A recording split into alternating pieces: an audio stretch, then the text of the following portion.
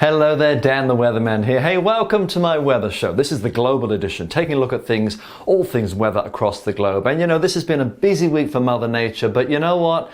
She's now dealing with this unwanted house guest in La Nina. And it's starting to affect her temperament, I think, because if you can believe it, already as we look towards the Atlantic hurricane season, Colorado State has put out their forecast, and La Nina, I think she's going to be putting her arms in, affecting what could turn into quite an active hurricane season. Typically for the Atlantic basin, you get some 14 named storms.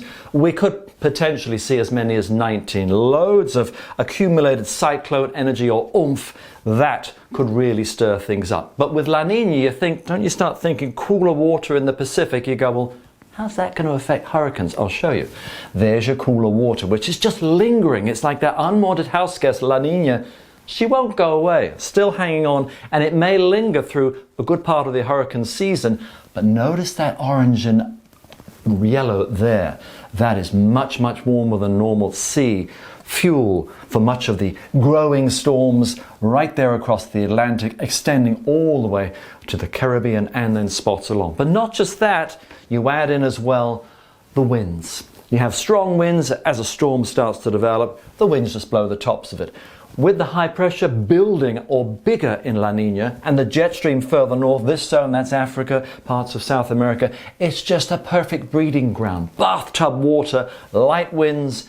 That's why, of course, you could be seeing a much, much more active season with La Nina really getting its oar in. And this is how we look currently. You can see the storms erupting, the equatorial storms, the ITCZ right there across central parts of Africa, where currently the forecast for rainfall in this region is more than normal over the course of the next couple of months. And as that moves north, this zone here with max heating, you get this area here that can also influence what could be the beginnings of our hurricanes that move off the west coast of Africa and then become the tropical waves and eventually into hurricanes in, and remember, that bath-like water with perfect light conditions.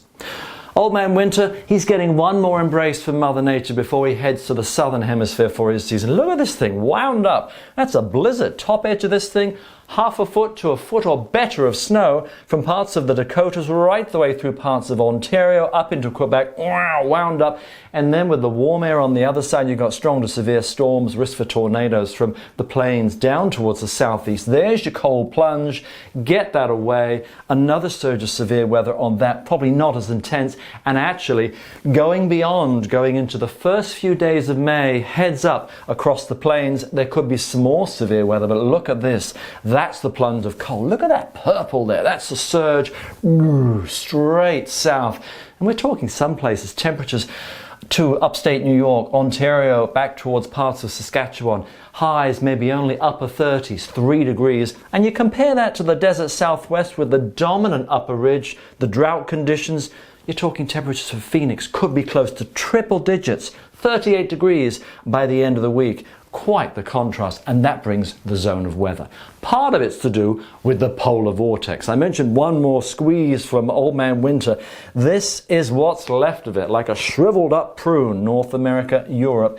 You've got one little tongue, and when you've got warm air meeting cold, stuff goes on, you get weather. That's your little zone there. Just notice that thing, that little tongue of colder air shifting around, but as it shifts, one lobe actually moves to parts of Europe. So before it fades and disappears, you're going to get a little bit of cooler air also working into parts of Europe. The jet stream, I mentioned that as well. See that zone there? That's North America.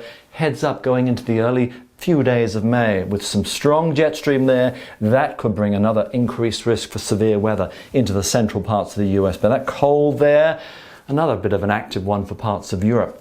You've had snow across the Alps with this wound up system here, quiet further north, but watch how the cold air through the course of the week just slowly starts oozing its way south as that lobe of the polar vortex comes through. These lows fade away as their upper energy drifts, and follow the blue line, just like a layer of treacle coming down through the week, and that's the cold air, particularly over parts of Scandinavia and northern and eastern areas, going back into winter briefly as we go through the course of the week. To the Southern Hemisphere, Polar Vortex, Old Man Winter, he's getting ready for business. There it is, Argentina, Antarctica, parts of Australia, really coming to life because now, of course, we've got pretty much total darkness towards the South Pole, breeding ground for the cold. And look at that thing, and in particular, look how it drops down, and those little lobes that rotate themselves around. This one here, right the way towards parts of South America, and then bending around to South Africa. What does it mean? Get the extra layers handy. This is looking at it again from top. Antarctica. The areas of blue show areas colder than normal, and look at it, like blue arms on an ice skater. Flailing themselves out, surges of cold. There's the one, and these will continue to churn themselves out as they would do so over the course of the next several weeks as Old Man Winter gets himself really cracking to business in the Southern Hemisphere. That's the weather for now.